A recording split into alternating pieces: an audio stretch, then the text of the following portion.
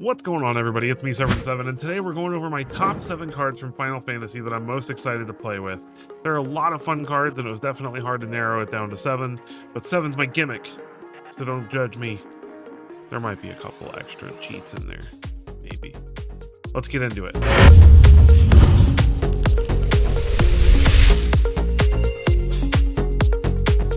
Alright, first up on my list is Ancient Adamant Toys. This card is insane. It is an 8 mana, 8/20.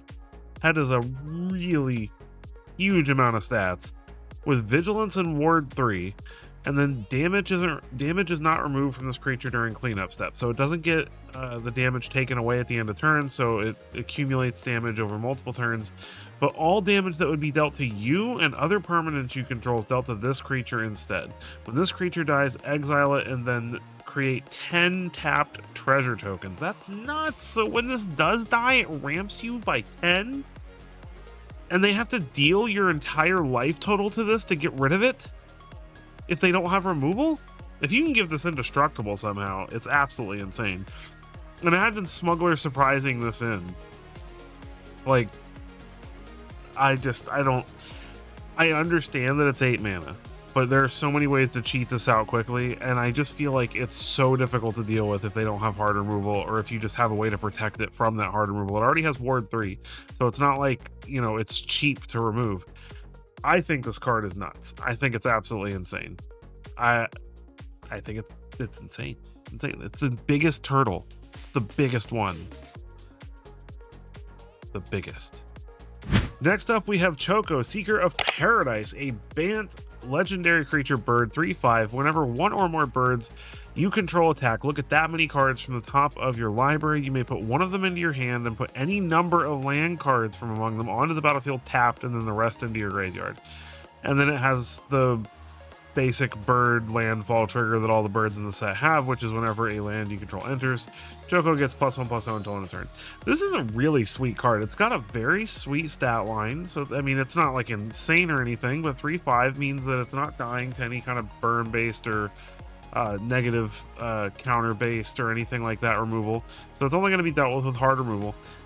And it's whenever one or more birds you control attack. And there's some good birds in the set, especially in the 1, 2, and 3 mana slots. So it's not uncommon that you're going to be attacking with, you know, at least 1 or 2 birds when you play this card. So you're going to get some value out of it if they don't remove it right away. And the amount of ramp that this can give you is pretty insane. And the landfall triggers are definitely nothing to shake a stick at, since a lot of the birds get bonuses whenever you hit a land. So I think this is a really sweet card. I think it's a highly underrated card, in my opinion, from what I've been seeing people talk about. I haven't really seen anybody talking about this card, and I mean, it's not going to break standard or anything, but I don't know, Bird Tribal might be a thing in this standard. Bird Tribal is looking pretty sweet, and this is definitely going to be a nice addition to that, and it'll also be a really fun commander card, I think. Bird Commander, but mostly it's going to be fun in standard. I'm going to have fun with it in standard.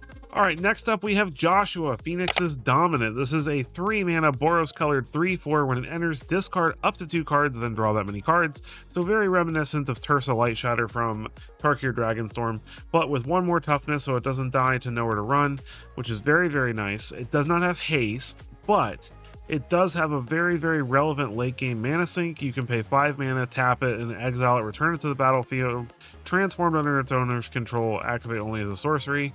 And then on the back side of it, you have a 4/4 flying lifelink Saga Phoenix with 3 chapters. The first 2 chapters are deal 2 damage to each opponent, so that's basically like a mini lightning helix, because you're dealing 2. The creature itself is dealing the 2 damage, and the creature has lifelink, so you're gaining the 2 life as well. And then the final chapter is called Flames of Rebirth. Return any number of target creature cards with total mana value 6 or less from your graveyard to the battlefield, then exile Phoenix, return it to the battlefield tap. That's actually really sweet. Now, granted, that takes a long time for it to happen, but if the game goes long and you've been pitching some sweet cards, I mean, this can get Oculuses back and all kinds of other stuff. So, I mean, this fits right into Jeskai Oculus. But it could also come up with even some other fun, interesting decks. But the card's really solid. I think it already slots into at least a couple copies maybe into Jeskai Phoenix as a nice late game mana sink and just a little bit better stats than Tersa Lightshatter. And it's really sweet. I really like this card a lot, and I have very high hopes for this card in Standard. And it's fun and it's flavorful, and the Phoenix side of it is just super cool and flavorful, and I really like that. So let's move on to the next one. Now, this card has really got me wanting to brew just an absolutely evil deck. This card is called Memories Returning. It is a 4-mana sorcery, 2 and 2 blue. Reveal the top 5 cards of your library, put one of them into your hand. Then choose an opponent. They put one on the bottom of your library. Then you put one into your hand, then they put one on the bottom, and then you get to put the other one in your hand. So it's like a weird back and forth fact or fiction type effect, but like they have to choose twice. So it's sort of almost annoying. And then it has a flashback of 9, which is, you know, going to be kind of difficult to flash this back. But if you have some instant and sorcery reduction stuff going on, maybe you can flash it back, or give it harmonize with the teamer guy and just cast it again from your graveyard like that. So there's some ways to kind of cheat on that flashback, or just like cast it from your graveyard again. But this makes me want to build a deck where your opponent has to make a million choices. I want to play this with a bunch of cards that make your opponent choose on your turn. I want to play like Intrude on the Mind, which is a 5-mana instant that kind of does the same thing, where you separate things into 2 piles. Your opponent has to pick one, and then you get a Thopter for whatever they make you discard, and just have a whole bunch of effects like that, where your opponent is constantly having to choose things, and so everything we cast is just making them choose stuff. I don't know if there's enough cards to do that with, but that's all I can think of, is just how annoying this card is going to be in paper and on Arena, and just forcing your opponent to have to pay attention as much during your turn as they do during their own turn. So it's a very strong card, though. I think it's very strong. It's basically 4 mana to draw 3 cards. Granted, your opponent gets to take away 2 of those cards, but you get to pick first, so you get to pick the best card. Then your opponent gets to put away the second best card, and you get to pick the third best card, and then you get the worst card.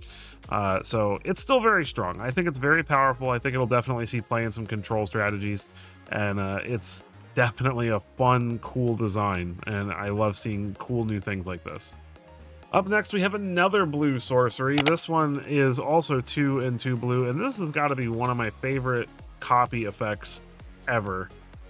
We definitely have a lot of copy effects in Standard, but we don't have one that works quite like this one. This one can target an artifact, a creature, or a land, which can be relevant. It could technically ramp you in blue, so now blue has semi-ramp, right? But what's really cool is that you can copy this spell really easily. Like, most copy effects are either artifacts or enchantments or creatures that come in as copies of things. There aren't a whole lot of things that create a token copy of something. So not only can you double this up with doubling effects like Big Chandra, or just any other spell that copies things, or copies instants and sorceries, you can also benefit from the fact that it's a token. So token doublers like Elspeth and Doubling Season, things like that, you get double tokens of it. So, you know, imagine copying something crazy. And it's anything. It's not just your stuff. A lot of these effects, lately at least, in most recent years, only can target your own things. This can target anything. So this can target your opponent's lands or artifacts or creatures. So it's just really sweet. You know, you basically, your opponent's like, I'm going to reanimate a Trax, and you're like, cool, me too. So I think this card's really sweet, and I think that I'm definitely going to have some fun brewing around this and trying to make a billion copies of the tokens that I make from this. And it's a really sweet card, so keep your eyes out for some sweet brews from me with this one. We've got Sephiroth, Fabled Soldier, a 3-mana 3/3 legendary human avatar soldier. Whenever Sephiroth enters or attacks, you may sacrifice another creature. If you do, draw a card. Whenever another creature dies, target opponent loses 1 life and you gain 1 life. This is a super good Aristocrats effect. And then if this is the 4th time this ability has resolved this turn, transform Sephiroth. So if you can make it so that you have a lot of good sacrifice creatures, you know, creatures that, you know, when they die, they make another creature, things like that, and then you have a good sack outlet, you can easily flip this over. And when he flips over, he is a 5/5 flying Angel Nightmare avatar with Supernova. As this creature transforms into Sephiroth, one-winged angel, you get an emblem with whenever a creature dies, target opponent loses 1 life and you gain 1 life. Now, this is the first time we've ever had a creature that can create an emblem, and it's really cool. So it basically gives you a gain and drain effect every time anything dies permanently. Your opponent can't interact with this, they can't remove it, it's just there. And then whenever Sephiroth attacks, you may sacrifice any number of creatures if you do draw that many cards. So it's kind of crazy. It's kind of crazy. Like, it's really cool. Like, it's difficult to argue that that's not a really freaking strong card. So this might be one of the few cards that actually creates a new aristocrat style deck in standard. And I'm really hoping that's the case because we haven't had a really good aristocrat style deck in a very long time. So I'd be really excited to see this punch through in standard and become a competitive card. So we'll have to see.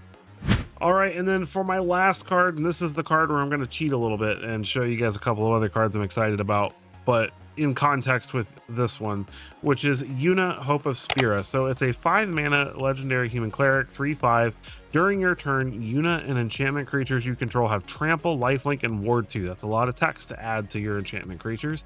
So if you already have some on the field, you're going to be able to gain some life, and they're going to be harder to target, and that's pretty sweet.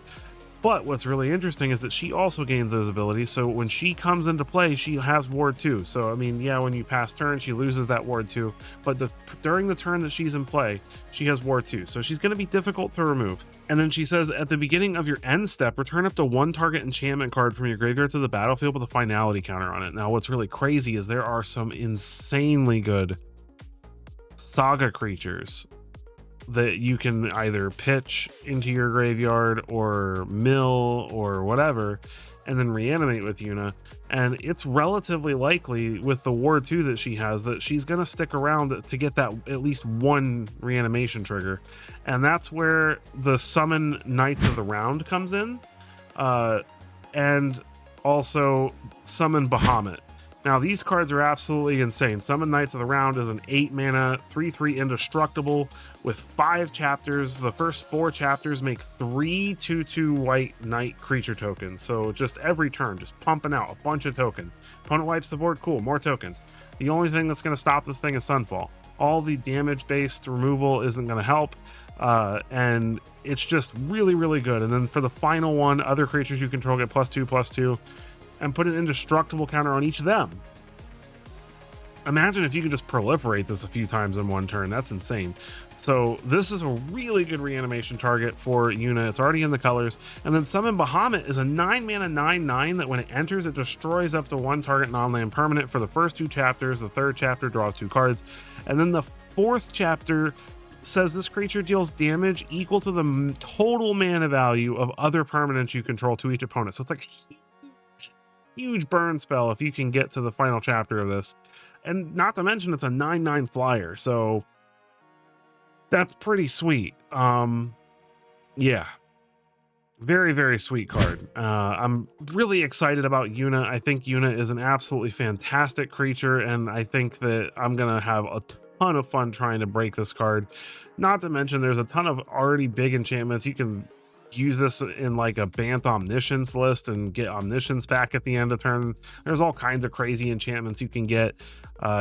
Dragon Storm, and you could play her with reanimate Dragon Storm at the end of your turn and then cast a whole bunch of dragons on your next turn for free if their opponent can't do anything with it. But I think the saga creatures are where it's really at. So definitely expect to see me doing some crazy brews around this card. Well, there you have it. Those are my top 7 cards, plus a couple of bonus cards because I'm a cheater. But those are the cards I'm most excited to brew with. There are obviously tons and tons of other cards. I'm not sure how much of an effect on standard this set's going to have. I want to believe so much that we're going to at least see a couple new decks pop out of this set. But who knows? Is it Corey and Mono Red are very difficult to deal with. But I mean, I don't think people thought Tarkir was going to have quite as much of an impact on standard as it did. And even if you exclude Is it Corey Cutter or Prowess from the field, we did get a new control deck and Jeskai Control. We got several new cards from the set seeing a bunch of play. So who knows? Maybe this set actually does have a sweet impact on standard. I want to know what you think. Are you excited about these cards? How close was my list to your list? Let me know in the comments which card you agree with, disagree with, which card you are excited about if I didn't get to your card.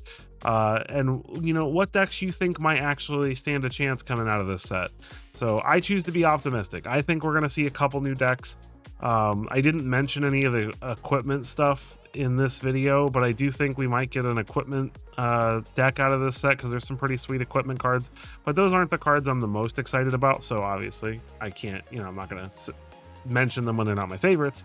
but I do think that they're good enough to maybe get some equipment decks in standard. So with that, you guys are awesome. Thank you so much for sticking around to hear the cards that I'm most excited about, and I can't wait to share my top 5 brews that I'm excited to play. So keep your eyes out for that video coming out next week, and I will catch you in the next one.